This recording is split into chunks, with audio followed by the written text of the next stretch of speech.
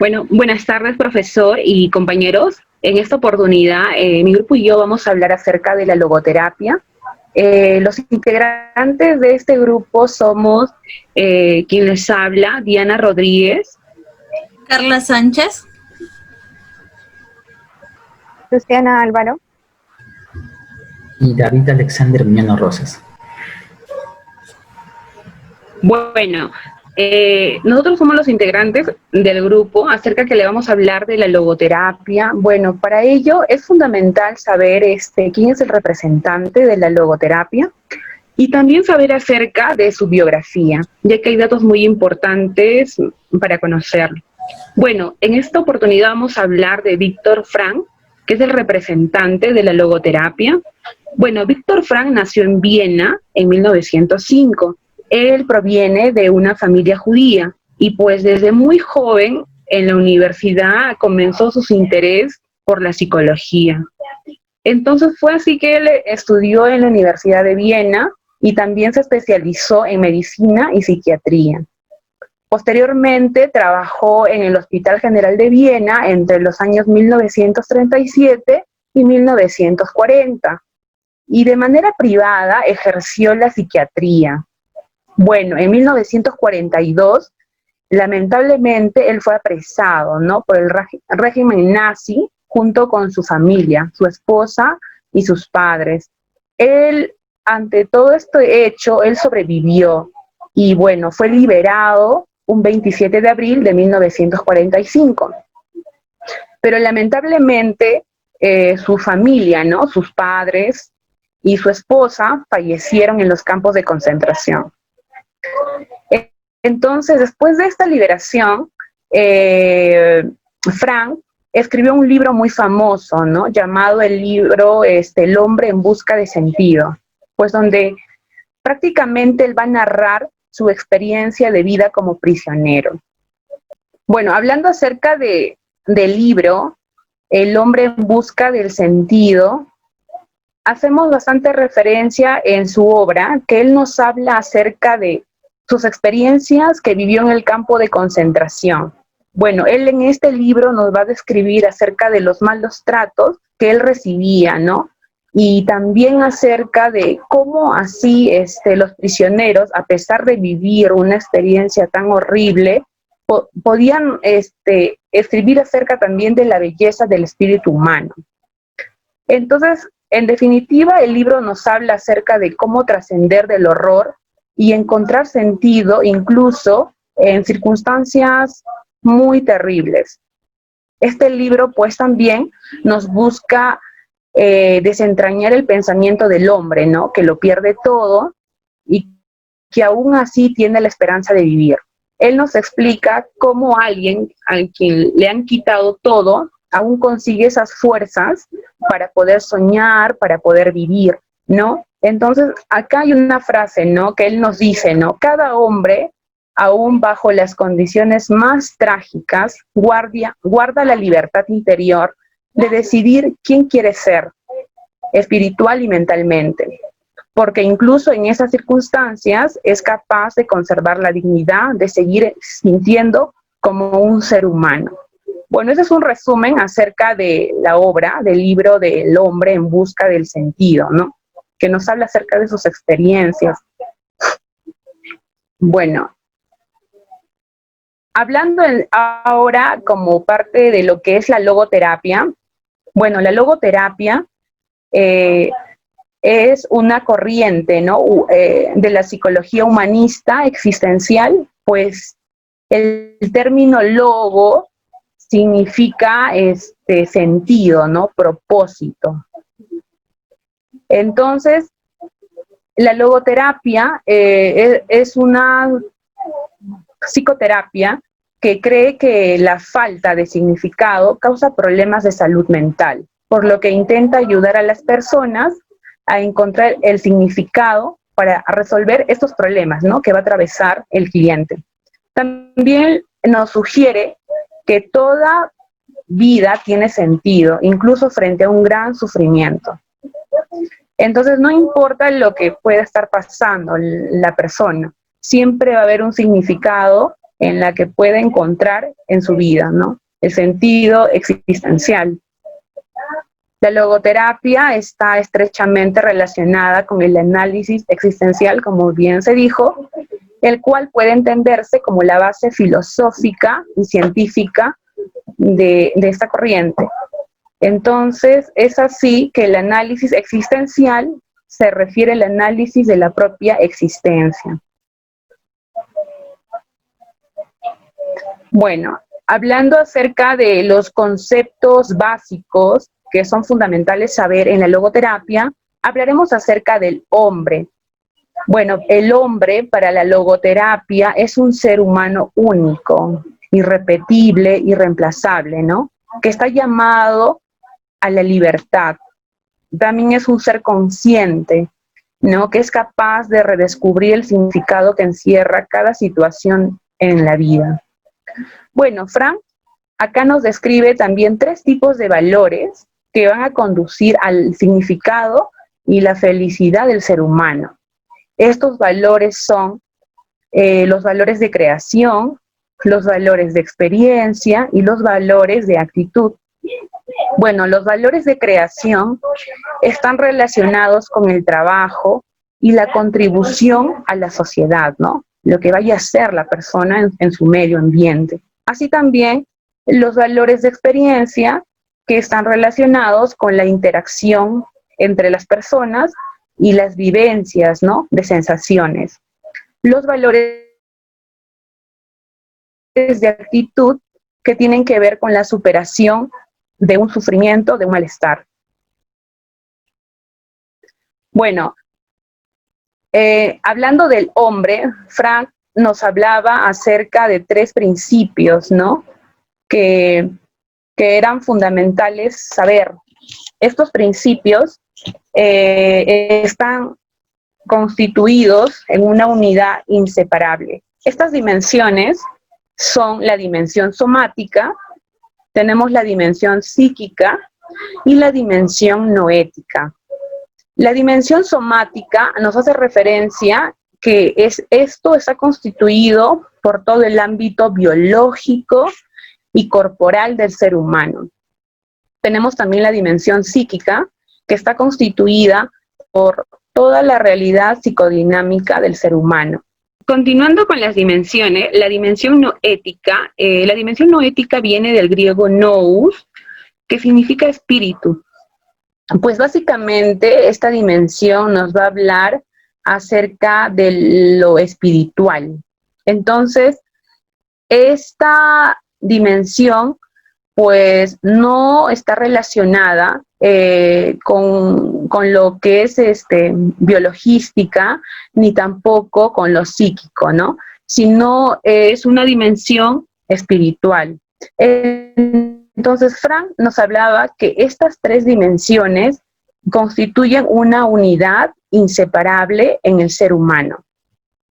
Bueno, a continuación doy pase a mi compañera, Luciana. Bien, ahora hablaremos sobre la interrogante existencial.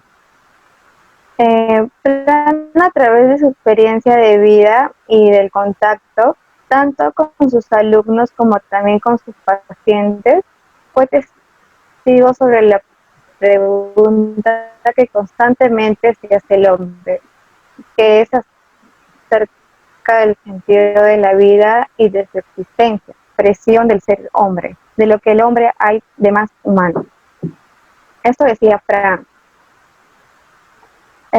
Bien, ahora hablaremos sobre el vacío existencial.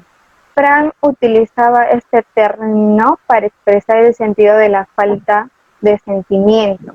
Está relacionado con un sentido de vacío interior, con la falta total de contenido acerca de la vida. La logoterapia habla de frustración existencial en el momento en que la voluntad de sentido del hombre puede frustrar. Esta situación puede llevar al hombre a tener comportamientos tales como la toxicomanía o como también conductas delirantes y del suicidio. Ahora hablaremos sobre el sentido. ¿Qué es el sentido? El sentido es la percepción emocional y mental de valores que inventan a la persona actuar de un modo o de otro ante una situación en particular, dándole a la persona una coherencia e identidad personal. Bien, el sentido me atrae, pero no me empuja.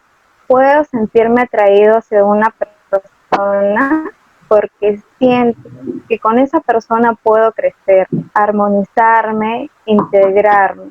Tengo que darme cuenta que aquí el sentido es emoción. Esta es una frase que Frank nos decía acerca de lo que es el sentido. Ahora, el sentido de la vida.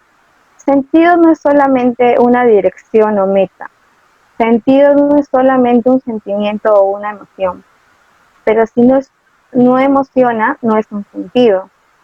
Sentido no es una lógica. El sentido brinda coherencia, unidad y ubicación. Sentido no es solamente placer. Hay muchas cosas que dan placer y no dan sentido. Las adicciones es un ejemplo de ello. Pero también es cierto que hay cosas que no dan placer y que están en un médico o entre otros. Bien, ahora le daré paso a mi compañera Carla. Bueno, buenas tardes, profesor. Buenas tardes, compañeros. Continuando con la exposición, voy a hablarles acerca de las huellas del sentido. Las huellas del sentido nos hablan que son marcas particularmente que dejan las vivencias en nuestra vida, y que al dejar marcas, estas marcas se quedan en la persona que son más susceptibles, se podría decir.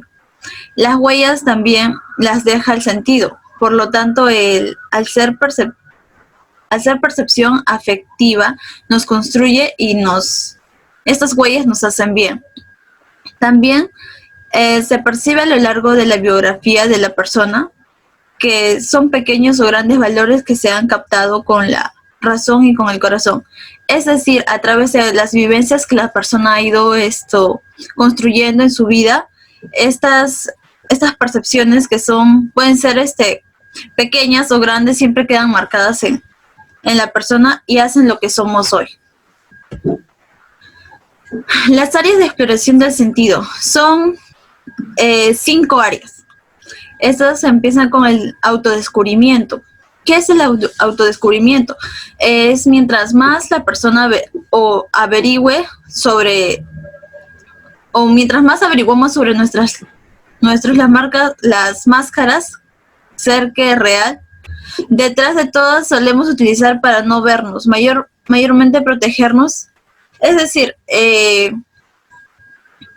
cuando las personas empieza a vivir, a descubrir muchas cosas, es ahí cuando se parece autodescubriéndose, ¿no? Es mayor protegerse de las cosas que ya ha vivido, y como que también esto agarra de otra forma experiencia en su vida. Con respecto a la elección, mientras más alternativas de elección se contemplen en una situación dada, el sentido se hará claramente accesible. Con respecto a la unicidad,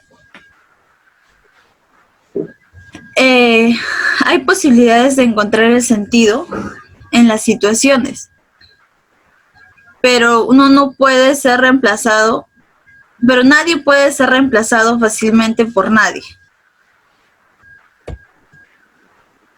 La siguiente es la responsabilidad. Nuestra vida será mayor significado si aprendemos a asumir responsabilidades. Es decir, pensar antes de actuar, ¿no? Tenemos mucha libertad, podemos ser libres y es poder tomar decisiones en general, pero siempre con la responsabilidad que es pensar antes de actuar o tomar una decisión.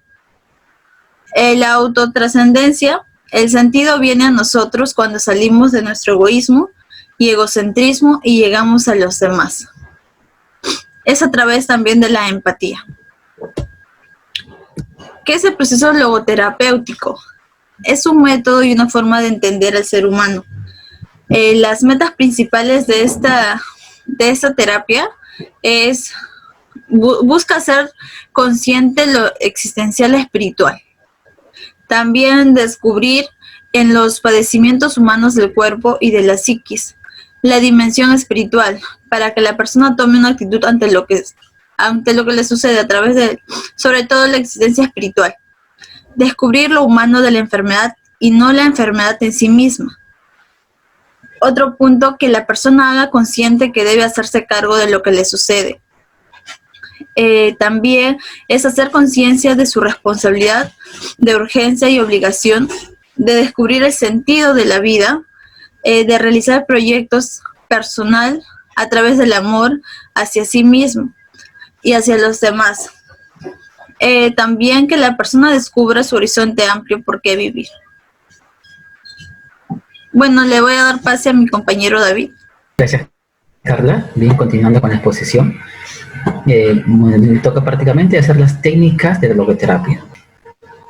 Técnicas de la logoterapia. Primero hay que tener en claro que el objetivo de la logoterapia es ayudar al cliente, que el cliente dé un significado a su vida. La logoterapia trabaja con el sentido de la vida. Para ello, según Frank, el logoterapeuta debe utilizar las siguientes técnicas. ¿Perdón? Por ejemplo, tenemos el diálogo socrático. Los diálogos socráticos consisten en desafiar las interpretaciones que hace el cliente de distintos sucesos, es decir, su sistema de creencias, a través de preguntas basadas en la lógica. Por ejemplo, prácticamente viene a ser la conversación que tiene el terapeuta con el paciente o el cliente. En este caso viene a ser la conversación, el vínculo que van a tener, y al mismo tiempo va a servir de guía para poder, digamos, realizar tipos de preguntas para llegar a que el cliente entienda o cree un vínculo de confianza. Ese es el diálogo socrático. Ahora, otra técnica tenemos la desreflexión.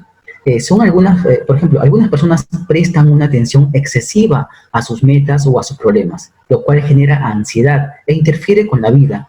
La técnica de la reflexión consiste en redirigir esa atención de un modo adecuado y funcional. Por ejemplo, en estudios, Frank había realizado a personas que tenían disfunción eréctil.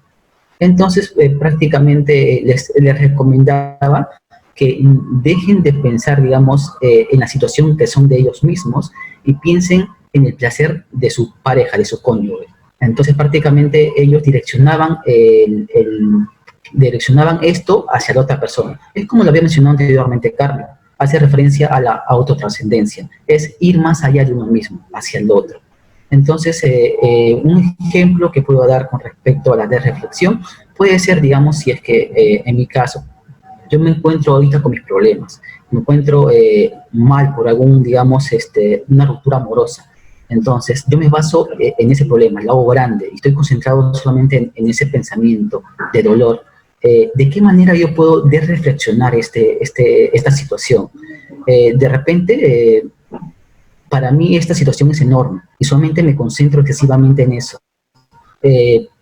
Tendría que ver, digamos, la situación de otra persona para poder, de cierta forma, desplazar y ver la situación de otra persona que es mayor. En este caso me podría concentrar en un niño que está padeciendo de repente la enfermedad de cáncer terminal.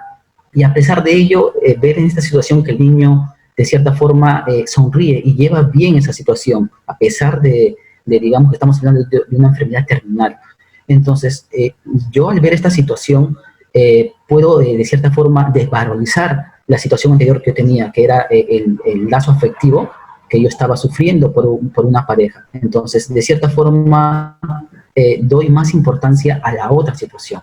Ese es un ejemplo de desreflexión. ¿Puedes continuar la otra PPT, por favor, Carla? Bien, tenemos la confrontación. Es otra técnica logoterapeuta. Esta se trata de hacer ver al cliente las incongruencias de la inadecuación de determinadas conductas y actitudes, de modo que pueda ser consciente de ellas y modificarlas. Prácticamente hacemos que el cliente, en este caso, se dé cuenta de la situación. El logoterapeuta, en este caso, en la terapia, viene a ser como la conciencia del paciente. Prácticamente el paciente va con sus problemas y viene cegado con una venda, ¿no? Que no puede ver más allá, no puede ver la situación, alguna respuesta positiva, solamente ve el problema, ¿no? Me pasa esto, me pasa esto. El logoterapeuta viene a ser como la conciencia de lo que está pasando, hace de que de cierta forma se quite esa venda y pueda haber algún tipo de solución. En cuanto a la intención paradójica, es otra técnica logoterapeuta. Fran llamó esta intención paradójica a una técnica consistente en hacer que el cliente intensifique sus síntomas en conceptos nuevos, promoviendo que el síntoma pierda su funcionalidad. Dicho de otro modo, se pretende que el cliente provoque intencionalmente aquello que teme, de modo que se genere una contradicción lógica, muchas veces humorística. Por ejemplo, a una persona que tartamudea, podemos pedirle que tartamudee constantemente, ¿no? Hasta llegar al punto de repente hacer reír hacia otras personas. Eso sería un ejemplo de la intención paradójica. Continúa, por favor. El siguiente. Importante en la logoterapia es el autodistanciamiento. ¿Y en qué se basa? ¿Qué quiere decir autodistanciamiento? Como podemos ver la imagen, podemos ver algo australmente, ¿no? Que la persona se encuentra fuera de sí. En sí, el autodistanciamiento es la capacidad específicamente humana de tomar distancia de uno mismo. En este caso, es la capacidad que va a tener el cliente o la persona para poder distanciarse de la situación, poder observarla y entenderla. Y de cierta forma regresar en sí a la situación y tomar la decisión correcta. Esa es una gran herramienta de la logoterapia, el autodistanciamiento. Ahora, sí, continúa por favor. Ahora tenemos esto de aquí que es muy importante. Como ven aquí en la imagen podemos ver, ¿no? Coeficiente intelectual, inteligencia emocional e inteligencia espiritual. Aquí quiero hacer énfasis a la inteligencia espiritual. ¿Por qué? Porque es muy importante y usada mucho en la logoterapia. Pero para poder explicar, voy a tener también que ir un poco a los tipos de inteligencia.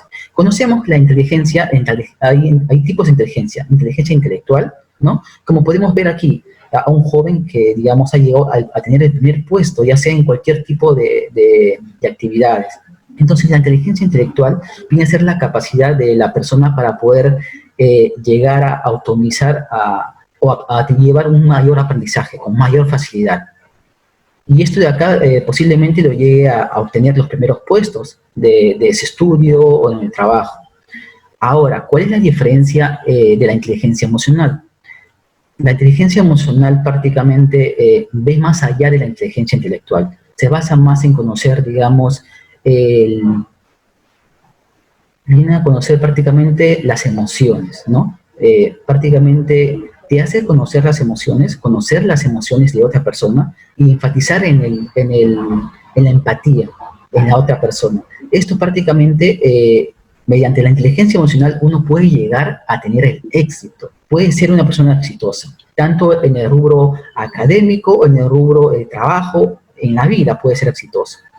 Ahora, ya hemos tocado las dos inteligencias, la inteligencia intelectual y la inteligencia emocional. Y hemos visto un poco la diferencia.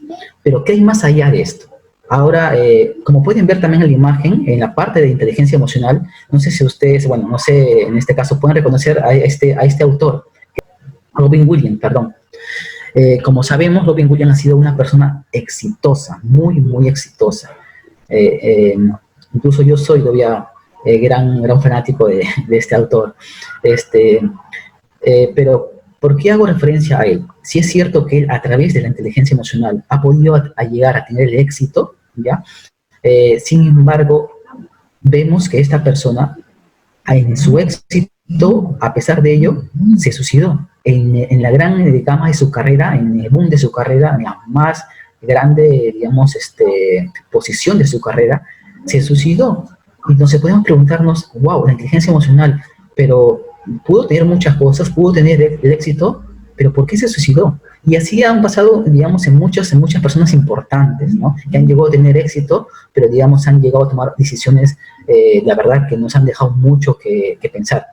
Bien, después de tocar estos dos puntos importantes, que es la inteligencia intelectual y la inteligencia emocional, ahora vamos a ir al punto más importante que tiene que ver con la logoterapia, la inteligencia espiritual. Como podemos observar, aquí tenemos a un joven que se encuentra con una canasta de panes y se encuentra de cierta forma contento, feliz. Entonces, ¿cómo explicar la inteligencia espiritual a través de esta imagen? La inteligencia espiritual viene a ser prácticamente la habilidad para que la persona consiga o llegue a tener, digamos, el camino hacia la satisfacción o la felicidad, ¿no? Encuentre un sentido a todo lo que hace para poder desde ese punto llevar una vida tranquila, feliz. Por ejemplo, podemos tomar el punto de una persona que es un carpintero, ¿no? Un carpintero que trabaja ello, que a diferencia de otra persona que, digamos, como en arriba tenemos al autor famoso, exitoso, pues sin embargo se suicidó. Entonces, de cierta forma la persona podemos entender que no era feliz con lo que hacía, a pesar que tenía éxito. Entonces, aquí entra la inteligencia espiritual, es aprender a amar lo que hacemos, en el punto que nos encontremos. Eso hacía mucha referencia a la inteligencia espiritual. ¿Puedes pasar la PT, por favor? Ahora, acá hay un punto también, otro punto muy importante, ¿cómo crear el sentido? Ya anteriormente mis compañeras habían explicado sobre el sentido de la vida. Y podemos observar aquí dos imágenes. Tenemos el por qué y el para qué. Voy a explicarles por qué es esa palabra, exactamente, por qué. Esa palabra prácticamente hace referencia a escarbar, a ir al pasado, a ir hacia atrás, ¿no? Posiblemente en una situación se pregunte, ¿por qué me pasa a mí esto? ¿Qué es lo que pasa? ¿Por qué a mí? Todo a mí, ¿por qué? ¿Por qué? ¿Por qué? De repente quizás puede uno llegar a encontrar una respuesta al estar preguntándose por qué, pero al escarbar tanto, posiblemente llegue a generarse más preguntas. Posiblemente encuentre la respuesta, pero al mismo tiempo se generen más preguntas. Es como un círculo vicioso. Prácticamente el por qué hace más énfasis a escarbar, a ir hacia atrás, hacia el pasado. Ahora, el para qué es otra cosa. Y el para qué es usado muchísimo aquí en esta área o en esta terapia logoterapéutica. ¿Por qué? El para qué se centra en el aquí, en el ahora. Y en el aquí, en el ahora, hacia adelante. Por ejemplo, puedo poner el para qué. Digamos, una persona que pasa alguna situación difícil puede preguntarse, ¿por qué me pasa esto? ¿Por qué me pasa a mí? Entonces, de cierta forma va a ir hacia atrás, a escarbar hacia atrás. Pero si usamos la palabra para qué, vamos a decir, ¿para qué me ha pasado esto? A partir de aquí, ¿qué he aprendido ahora? A través del para qué, uno va a encontrar a crear el sentido a la situación, el sentido digamos, a la vida en este momento. Quería rescatar esta palabra muy importante, que era para qué, porque es muy usada en el campo logoterapéutico. Y a través de ello, quisiera finalizar la exposición. Muchas gracias por su atención, profesor. Muchas gracias por su atención, compañeros. Eso sería todo de mi parte. Que tengan muy buenas tardes.